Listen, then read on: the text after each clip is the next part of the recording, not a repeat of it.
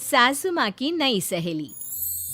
प्रिया kitchen में चाय बना रही होती है और सुमन ड्राइंग रूम में बैठकर मजे से टीवी देख रही होती है।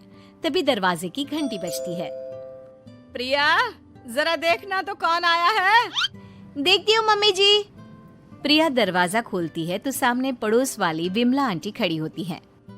नमस्ते आंटी जी, कैसी हैं आप? मैं तो बिल्कुल ठीक हूँ बेटा, पर तेरी सास को क्या हुआ है? आजकल कहीं दिखती ही नहीं है। जब देखो तब टीवी के आगे जमी रहती है। अंदर तो आइए आंटी। अरे ओ दीपक की अम्मा, कहाँ हो? अरे बिमला, आओ आओ, क्या बात है, बड़े दिन बाद याद आई तुम्हें मेरी। मैं तो हमेशा ही तुम्हें याद करती हूँ, पर तुम ही गायब रहती हो और आजकल तो बाहर भी नहीं आती जाती। तबीयत तो ठीक है ना तुम्हारी? अरे तबीयत को क्या होना है, इस उम्र में तो कुछ ना कुछ लगा ही रहता है। मेरी छोड़ो, तुम ये बताओ कि क्या चल रहा है गली मोहल्ले में। तुम गली मोहल्ले की छोड़ो, चल तो तुम्हारे पड़ोस में रहा है। तुम्हारी नई सहेली आई है। मेरी कौन सी नई सहेली? मैं तो यहाँ बस तुमसे बातचीत कर लेती हूँ या फिर बाजू वाली शर्मा की बहू से दो चार बातें कर लेती हूँ। इसीलिए तो कहा कि तेरी नई सहेली आई है। अब कोई पड़ोस में आया है तो बात तो होनी ही है। कम से कम इसी बहाने हमारा भी एक ग्रुप बन जाएगा। फिर सब मिलकर अपनी बहुओं की शिकायतें किया करेंगे। दोनों हंसने लगते हैं। तभी प्रिया चाय लेकर आती है और सामने टेबल पर रख देती है। दोनों चाय पीती हैं और बातें करते हैं। चलो मैं चलती हूँ, अब कल मिलते हैं। राम राम। अगले दिन प्रिया किचन में कुछ काम कर रही होती है और सुमन आराम से सोफे पर बैठकर मटर छिल रही होती है। तभी डोरबेल बजती है। प्रिया दरवाजा खोलती है तो सामने उनकी नई पड़ोसन खड़ी होती है। जी, आप कौन? मैंने पहचाना नहीं। नमस्ते बेटा, मैं शारदा, आपके बगल वाले घर में अभी 2-4 दिन पहले ही शिफ्ट हुए हैं। ओह अच्छा अच्छा अच्छा, नमस्ते आंटी, अंदर आइए ना आप। देखिए तो मम्मी जी, आज कौन आया है। इतना कहकर प्रिया किचन में चाय बनाने चली जाती है। नई पड़ोसन को घर पे देखकर सुमन थोड़ा हैरान हो जाती है। नमस्ते बहन जी, मैं शारदा, आपकी नई पड़ोसन। अच्छा अच्छा, आप हैं हमारी नई पड़ोसन। आइए आइए, और बताइए कैसी हैं आप? जी बिल्कुल ठीक हूँ। वो दरअसल घर पर छोटी सी पूजा रखवाई थी, बस उसी का प्रसाद देने चली आई। सोचा इसी बहाने नए पड़ोसियों से भी मुलाकात हो जाएगी। ये तो बहुत अच्छा सोचा आपने। सुमन प्रिया को आवाज लगाती है। अरे ओ बहू, जरा चाय पानी का तो आके पूछ लो। ये आजकल की बहुएं भी ना, जब तक बोलो नहीं तब तक कुछ नहीं करेंगी। आई मम्मी जी। प्रिया चाय लेकर आती है। दोनों बैठकर चाय पीती हैं और खूब सारी बातें करती हैं। अच्छा बहन जी, अब मैं चलती हूँ, फिर मिलते हैं। अब तो आना जाना लगा ही रहेगा। शारदा के जाने के बाद प्रिया किचन से बाहर आती है। क्या बात है मम्मी जी, आप दोनों को देखकर तो लगा ही नहीं कि पहली बार मिल रही हो। आप दोनों तो बिल्कुल बिछड़ी हुई सहेलियों की तरह बातें कर रही थी। अरे जब दो औरतें मिल जाती है ना, तो बातें अपने आप ही निकल आती है। अब तू अपने काम पर ध्यान दे, बातों पे नहीं। ऐसे ही कुछ दिन बीत जाते हैं। अब सुमन और शारदा अच्छी सहेलियां बन गई होती हैं। दोनों एक साथ मंदिर जाती, मार्केट जाती और कभी कभी तो विमला भी इनके साथ मिलकर खूब हंसी ठिठोली करती। एक शाम तीनों बैठकर सुमन के घर पर चाय पी रही होती हैं कि तभी बहुत तेज बारिश शुरू हो जाती है। सुमन जोर से प्रिया को आवाज लगाती है। प्रिया, ओ प्रिया, देख कितनी तेज बारिश हो रही है। जाके छत से सारे कपड़े ले आ, नहीं तो सब भीग जाएंगे।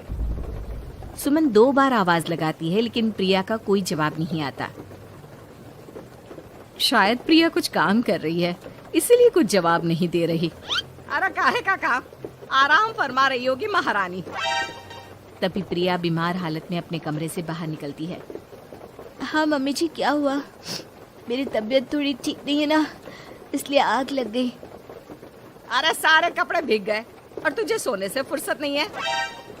सबके सामने सुमन के मुंह से ऐसी बातें सुनकर प्रिया उदास हो जाती है और छत से कपड़े उतारने चली जाती है। सुमन, ये क्या बात हुई? प्रिया ने बताया ना कि उसकी तबीयत ठीक नहीं, इसलिए उसकी आंख लग गई। तुम भी ना खामखा उसे सबके सामने सुना दिया। अरे आप नहीं जानती शारदा जी, कुछ बहुएं ना बहुत आलसी होती है, घर का एक काम नहीं करना चाहती। ऐसा नहीं है सुमन, तुम्हारी बहू तो बहुत प्यारी है, तुम्हारी सारी बात भी तो मानती है। हाँ सुमन, तुम प्रिया के बारे में ऐसा क्यों सोचती हो?